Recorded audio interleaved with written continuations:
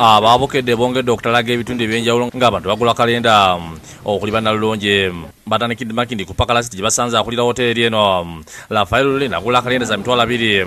Eyanza nnyo kalenda zino tuguze olwaleero tugenze olwakasoma baffe bengedde ku Ntebe Road ku Kyeri Margin Hardware ngano kitunzi wa hardware eno mmere Namulindwa akulidde abakozi kalenda za mitwalo 2 n'agamba nti buli kasitoma yenna anajja okugula ekintu kyonna wakubwa ya bwereere.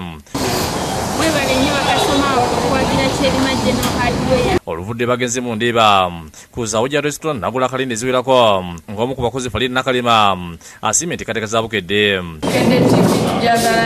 bagenze ku Sika Investment abagula n'okutunda emmotoka emmengo era nabo ne bagula kalenda nga za bakasitoma baabwe okuwagira emirimu gino naffe ne tubawagira emirimu gyammwe gino era tusanyuse nnyo aba Sika Investment. Peace Restaurant era nga nnannyiniyo omukyala Peace Mbabazi akulidde abawagizi be kalenda za mitwalo 50.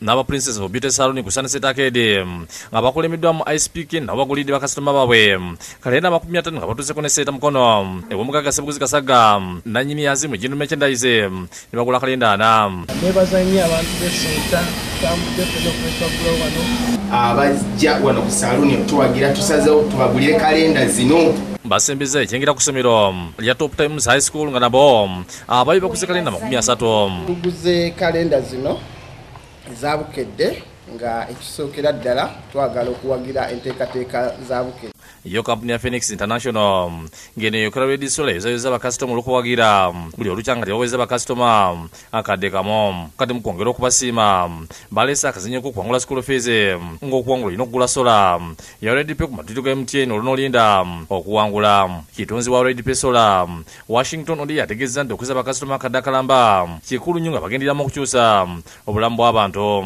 ono ategeza nti badda mukisa bakuwangulira obukadde 15 nga mulimu emitwalo 10 25 wamu n'emitwalo 5 okuvira ddala ng'ennaku z'omwezi 15 mpaka ng'ennaku z'omwezi 15 omwezi ogwokubiri tugenda kubanga tugaba school fees era tulina ssente eziwera ddala bilioni 15 ze tugenda okugabira abantu abawanguzi abagenda okuwangula. Susan Nsibirwa akulira okunoonyeza Vision Group akatale ategeza nti bonga Vision Group asanyufu okulaba nga beegase ku Red Pay okukyusa obulamu bw'abantu. We're just going to work because there is need for it.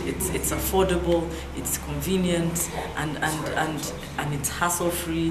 Wamu kuwanguza okuva kukyamula amaka mulina amayira basiimye Red Pay okubawa ekitangaala. Twali mu nzikiza naye kati tulina ekitangaala. Tuwerabikirira kubeera ku baana nti ate banajja omuliro kubanga luli bakolanga waka wa abwenga kutadooba naye kati buli omu atuula w'aba ayagadde. Joro Mukeera ne David Tawuli bakusakidde guli ino Babukedde TV.